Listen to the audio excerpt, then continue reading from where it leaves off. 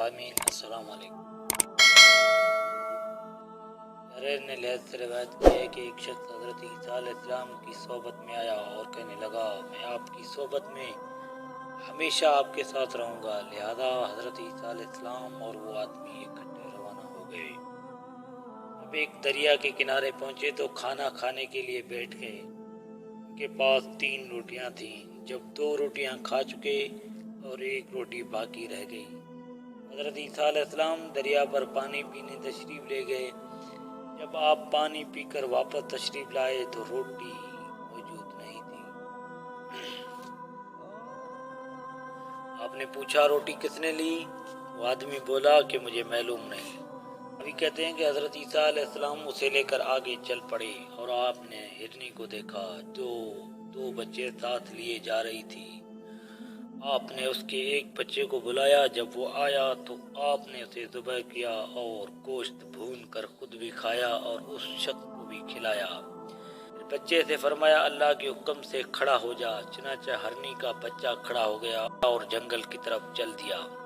तब आपने इस आदमी से कहा, मैं तुझे उस ज़ात की नाम पर सवाल करता हूँ जिसने तुझे ये मौजज़ा दिखलाया, रोटी किसने ली थी? वो आदमी बोला, मुझे मालूम नहीं। फिर एक झील पर पहुँचे और उस शख्स का हाथ पकड़ा और दोनों सतह आप पर चल पड़े। जब पानी उबूर किया तो आपने उस शख्स से पूछा, तुझे उस ज़ात की कसम जिसने तुझे ये मौजज़ा दिखाया, बता वो रोटी किसने ली थी? उस आदमी ने फिर जवाब दिया कि मुझे मालूम नहीं। फिर आप रवाना हो गए और एक जंगल में पहुँचे। जब दोनों बैठ गए तो हज़रत ईसा अलैहिस्सलाम ने मिट्टी और रेत के ढेर बनाकर फरमाया कि अल्लाह के हुक्म से सोना हो जा। चुनांचे वो सोना बन गई और आपने उसकी एक जैसी 3 ढेरियां बनाई और फरमाया, तिहाई मेरी, तिहाई तेरी, तिहाई उस शख्स की जिसने वो रोटी ली थी। तो वो आदमी बोला, वो रोटी मैंने ली थी।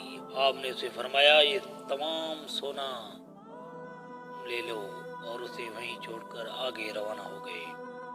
उस शख्स के पास 2 आदमी आ गए। उन्होंने जब जंगल में एक आदमी को इतने माल और मता के साथ देखा तो उनकी नीयत बदल गई और उन्होंने इरादा किया कि उसे कत्ल करके माल समेट लें। आदमी ने जब उनकी नीयत भांप ली तो खुद ही बोल उठा कि माल हम तीनों ही आपस में बराबर बराबर तकसीम कर लेते हैं। फिर उन्होंने अपने में से एक शख्स को शहर की तरफ रवाना किया ताकि वो खाना खरीद लाए। जिस शख्स को उन्होंने शहर की तरफ खाना लाने के लिए भेजा था, उसके दिल में ख्याल आया कि मैं इस माल में उनको हिस्सेदार क्यों बनने दूं। मैं खाने में जहर मिलाए देता हूँ ताकि वो दोनों ही हलाक हो जाएं और माल अकेला मैं ही ले लूँ।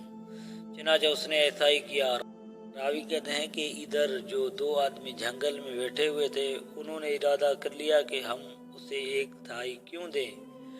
वो आए, हम उसे कत्ल करें और दौलत हम दोनों आपस में तकसीम कर लें। चुनांचे जब वो आदमी खाना लेकर आया तो उन्होंने उसे कत्ल कर दिया और बाद में वो खाना खाया जिसे खाते ही वो दोनों भी मर गए और सोने की ढेरियां इसी तरह पड़ी रहीं और जंगल में 3 लाशें रह गईं। हज़रत ईसा अलैहिस्सलाम का फिर वहाँ से गुजर हुआ और उनकी ये हालत देखकर अपने साथियों से फरमाया, देखो ये दुनिया है, इससे बचते रहना।